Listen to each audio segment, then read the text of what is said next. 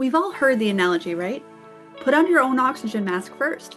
It's the classic airplane safety instruction repurposed for our well-being. The idea is simple.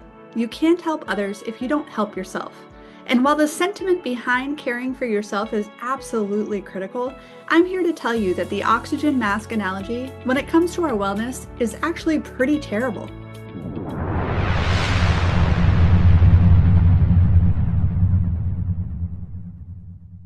Think about it.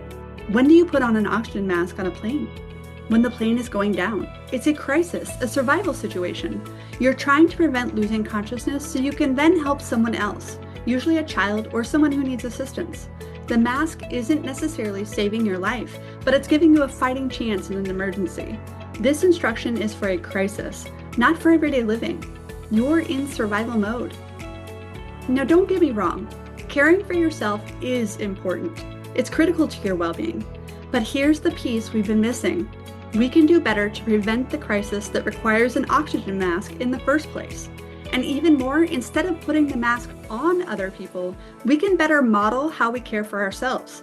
This empowers them to care for themselves, creating a ripple effect in our communities. Pass it on. How do we do this?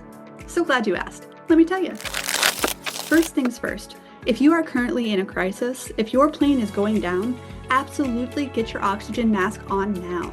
We are not making light of the fact that we all struggle and crisis is very real. There are resources available to you and you are not alone. Please feel free to reach out directly if you need help finding a mask. And if you are in a mental health crisis currently, please call or text 988 for immediate help. For a long time, we've been in a reactive mindset when it comes to our well-being. A lot of folks attribute our current struggles to the pandemic, but honestly, the struggle started well before that. Life happens, and most often, it happens really fast. It's time to shift to a proactive mindset. We must be intentional about our approaching our well-being holistically, including our physical, mental, financial, emotional, and social health. I know that sounds like a lot, and if you've been living reactively, it may seem overwhelming to get ahead when you're already struggling to find time. But here's the good news. Every little step gets you closer to holistic wellness. Do you want to get well? Pick one thing to work on until you feel like it's genuinely adding to your wellness. I suggest starting small. That helps you succeed and build momentum. Are you already feeling well?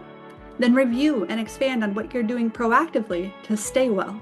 Holistic well-being used to be naturally built into our culture, but our love of convenience and technology has in some ways pulled us away from the very things that kept previous generations more holistically well without even knowing they were doing it. Our parents and grandparents were more likely to be outdoors, not just kids, but adults too. Many were more likely to walk or bike to work. It was far more common to participate in community events such as bridge club, bowling league, or just hanging out at the rec centers, to name a few. Most parents or grandparents were part of a fraternal organization within the community, typically centered around activities people enjoyed doing together, rooted in purpose. And generations before us were far more likely to cook for themselves and their family and consume it as a community, which saved money and connected them with the people they cared about in a setting not specifically designed to rush you out the door. Don't get me wrong, I'm not saying we need to go back in time. Simply put, we see that people are far healthier when they are active and intentional about caring for themselves and the community around them. It's about finding the balance that's right for you. Remember this, if you don't make your well-being a priority, your well-being will make it a priority for you. As a leader, manager, partner, parent, or really in any of your many roles, make it a point to model holistic well-being to others. In our old analogy, we were placing the oxygen mask on the people around us after we put on our own. The problem with that is the people we're helping never truly learn to put their own mask on. You can't put the wellness mask on someone else because what works for you may not work for them. It's important that they find their own baseline and build their own arsenal of tools to keep their balance. Lift them up to reach their mask. You don't have to share every detail of what you're going through with everyone, but it is important to model the steps you are taking to stay well. We don't share to brag or pretend we have it all together because nobody does. Be vulnerable and honest. Show them the days that aren't picture perfect and be okay with sharing and celebrating the failures, not just the successes. That's real. It's time to make a plan. Think of your well-being as 3 parts: preventive care, acute care, and crisis care. And since the oxygen mask analogy is so popular, let's stick with our plan. The oxygen mask analogy focuses on the symptom. There's no oxygen in the cabin and we need air. We're going to shift to focusing on the root cause proactively, addressing what is causing the free flow of oxygen in the cabin to stop. Again, if there truly is no air, skip directly to crisis resources and come back to work proactively once airflow has returned to normal. Preventive care represents the required ongoing maintenance at various intervals to keep the plane safe and flying smoothly. Some preventive care needs to be done more frequently than others, but if you don't do them, you're far more likely to need that oxygen mask.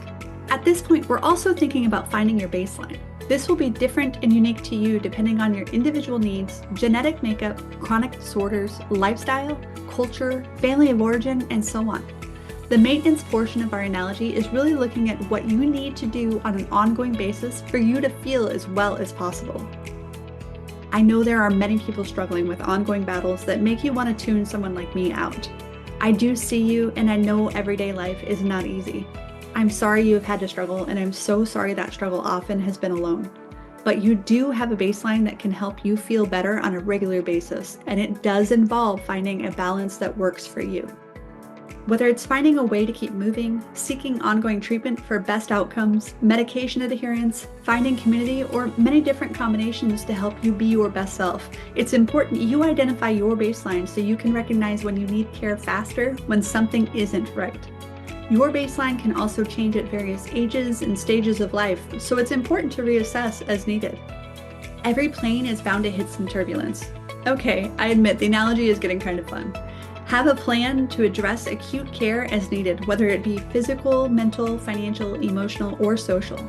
In a world full of convenience, it's remarkable how hard it is to get on-demand care, especially mental health care.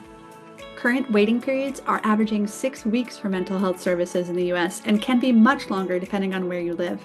This also reiterates the importance of ongoing maintenance if you know you are more likely to struggle with your mental health. Even if you've seen a provider in the past but aren't currently a regular patient, it may not be possible to get an appointment in a timely manner. Consider leveraging virtual visits until you can arrange in-person care if that's what you prefer. The key is to identify the acute issue as early as possible, use your resources to find a resolution or develop a treatment plan, and get back to smooth sailing. Whoops, wrong analogy. Let's get back to our plane. I apologize if this portion is triggering to anyone. At this point, the plane is going down, and we absolutely need that oxygen mask. Plan ahead for crisis care. There's no way to predict what can happen to bring you to a crisis event or when it will occur. It could be an acute situation that got much worse and has become a crisis, or it could be something that came out of nowhere. Know ahead of time who you will lean on and where you will go, because it's far more likely you will need assistance to get the oxygen mask on when the time arises. It may be instinctive for you to pull back and isolate yourself, especially if you grew up in the generation of go to your room and think about it.